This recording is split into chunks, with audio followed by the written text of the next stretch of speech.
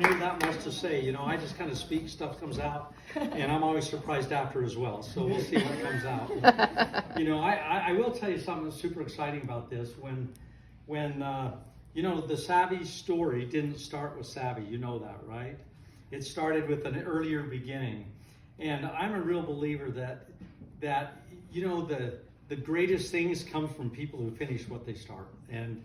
And life is an amazing journey that really is all about seeing past the rocks and the bumps and the stones and the naysayers and all the junk in our own heads and all of those things, seeing past that and having a vision of the future. And my life experience has been such that I've been very fortunate because I've been able to start at something, 2 different companies that Matt said. And by the way, Matt Morrow is a more talented human being than me by far. Sometimes life is an interesting place because, I joined 2 early stage companies, worked really hard, and they grow big. Matt joined some companies and he grew them big, but other people taint them. The most important thing I will tell you, I have come to find, I'm going to tell you one story first, that's kind of been a guiding principle for my life. And I diverge here, but I hope you all a little bit patient because it's a 5-minute story. Years and years ago, I had a gentleman come to me that I barely even knew and come to be pitching a big opportunity, right? He's like 20 years older than me. I was very easily influenceable because I was in my 20s. He was in his 40s. He drove a Jag. I drove like a Pinto or something like that. It's pretty easy to influence me. I'm going, this car's nicer, I'm going to listen. And so I meet this guy. That's really all I know. And we work on a business plan together. And come to find out, the only reason he really came to me is because he knew I knew the wealthiest guy in the state, a guy named John Huntsman in Utah. And so finally the day comes that he wanted me to go pitch John Huntsman for money. And I am like shaking, man. That guy's like in the tallest building in the state. His ceilings are 30 feet tall. I'm walking across that desk and it felt like the football field away. I was shaking. And I get there and I sit down with him and I open up my business plan. And by the way, it's like 100 pages or something, right? And he's this busy executive billionaire guy. And I'm sitting there open, I'm on like page 3. And he reaches across and he closes the book. And he closed the book and he looks at me and starts rapid firing questions to me over and over and over. All of the questions he asked about who sent me here, who is the person that sent you here. And he asked me, what does he do under pressure? What's he done in his life? How does he treat people? How does he just goes on and on? And literally, I knew none of the answers. I didn't even hardly know the guy. I was excited about the product. And when he was done, he says, Ken, I'm going to give you another opportunity to come back and visit me. But the next time you come see me, don't come talk about a product. You come in my office, you tell me about an amazing human being. You show me an amazing human being, somebody that powers his way through every obstacle, somebody that finishes what they start, somebody that's fully optimistic and doesn't let little things get him down. I'll invest my fortune in that guy every single time. And that's what he does. And so, I walked out of that office and I thought, that was the stupidest thing I ever heard, It just seemed like I didn't get the money. It was dumb. The guy gave me counsel that was no good to me and I left and went home. Well, like 10 years later of working with people, I joined companies on a whim. Tell me about the product. Tell me about this. Tell me this. And every time I was disappointed because the owners didn't have the courage or the strength to power through things. So to me, with the lessons I learned through that and the commitment that we have to you is that we will finish what we start.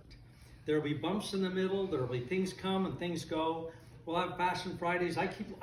When you guys are there, every time somebody walked by that table, I'm expecting the whole thing to go. I look at this, you realize Fashion Fridays are like going through like on a hare's gnat of like working, right? But we're going to laugh at that, right? We're going to have a big production studio at some point, right? Actually, you guys have seats to sit in a studio audience. I envision all the things we're going to do. I just want to let you know one thing. The team you have, we finish. And it's one of our first guiding principles. You finish what you start. Nothing stops you. And so we're heading into a plan that we've got clearly cut out. We already know the end game. And we're just excited to execute. And we're more excited to have people that believe in us. And I will say that means freaking everything to us. The story of where we came from is the reason we did that. Really fast, take 2 more minutes. You guys, I'm a storyteller, you don't mind, do you? Love it. When Kurt and I, quite a while ago, made an investment in a person had basically come to us and said, hey, I'll build the company if you guys invest in a company.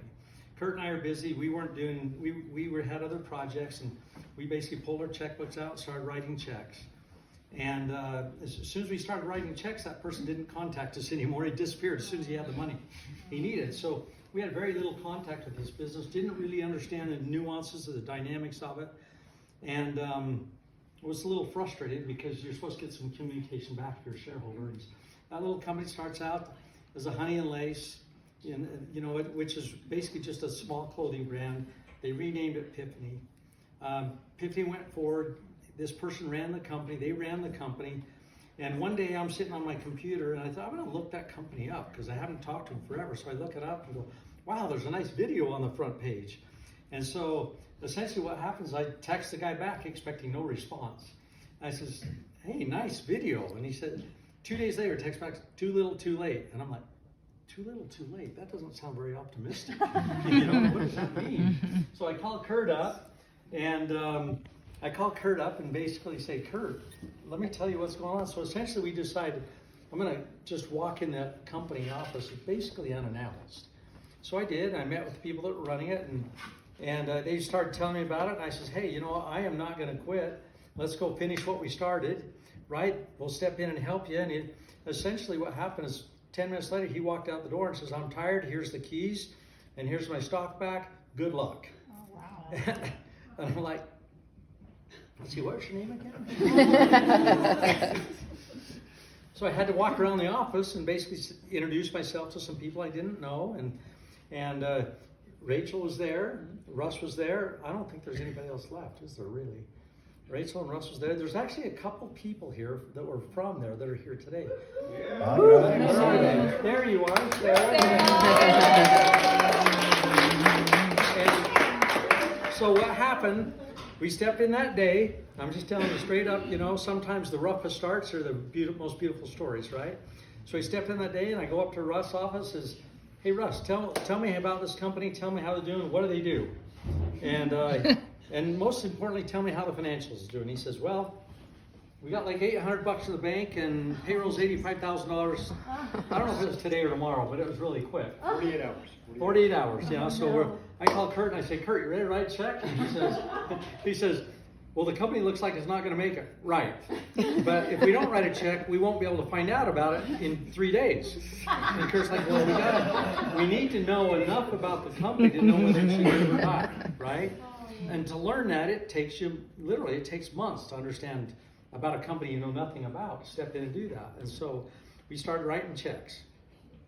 And then shortly after that, I was in Bora Bora with my beautiful wife, Carol. And we didn't leave our over-the-water hut because I did Zoom calls every single day, all day long, with the gals that were with that other company, Piffany, trying to understand, is this worth saving? And at the end, what happened, I got back to Salt Lake and I says, you know what? There's people counting on this to succeed. There's people like Sarah whose family, they've given their all. They're depending on this company to succeed. I called Kurt and I says, Kurt, if we walk away from this, a lot of people are going to get hurt. And it doesn't take much of a phone call for me to start, crying with you guys and loving you guys. And so I called Kurt and Kurt says, well, shareholders will get hurt. The reps will get hurt. I guess we have no choice. Let's jump in this thing. So we jumped in, looked at the business model, says there is no way in this green earth that's going to succeed. So essentially says we started a brand new company. One of the first things we did is we started that brand new company. Rach and Russ was there. Kurt and I started thinking, okay, we're going to start putting a business plan together. And one day I ran into like a super guru. And we sat down and we co-created a brand new business plan to take that company a complete different direction. Renamed it, changed the direction. But Rachel, you got to shift directions on what we're bringing to the company. She did her part, Superstar. We all just teamed up, recreated a whole new company. And by the way, most of us don't know the rest of the strategy that we've got laid out. You're seeing early stage stuff that we're pretty excited about, but we're really excited about where we're going. And put together a new business plan and basically launched, and I will tell you something, from the time we've launched, That old company's mess has been all cleaned up. There's no remaining mess. When we stepped in there, they owed everybody money. There was people suing them. There was reps angry. I mean, you know, we've got a list of how many things, Kurt, that had to be overcome? 21. 21 things that we had to overcome with the old before you could even start on the new. And those things are all cleaned up. We're a financially healthy company. We're just a beautiful beginning state right now. And so I have to give credit. Yes, we worked hard. Forget that. I want to give credit right here because, you know, you guys stepped in an early stage company and you believed it before it was obvious. And to me, the mark of a leader, I will tell you the mark of a leader, you can always tell them when you see them because you know why? They see past today. Vision is the primary hallmark of a leader. They never get stumped by what's in front of them because they can see past it. And when you talk to people and you lead other people, you're always selling forward. Whatever you are today, you're selling it forward, selling it forward, selling it forward. Because people are coming here because they see a grand vision, right? It's fun, the clothes are beautiful, and they see a grand vision. So I just want to thank each one of you for, you know, being able to take, you know, the bumps, the bruises, all the things that come with pioneering, and just like chuck those behind and laugh them off, you know. We don't laugh them off. We go to work crazy, but they don't distract us even 1 second because we see so far past any of those things. We're building the next and building the next and building the next. So we got a beautiful brand. I've never seen a direct selling company like ours so far. And we're gonna continue to become more unique in our industry and more attractive and more beautiful and more strong. And you guys are all gonna benefit greatly because the pioneers, I'm telling you,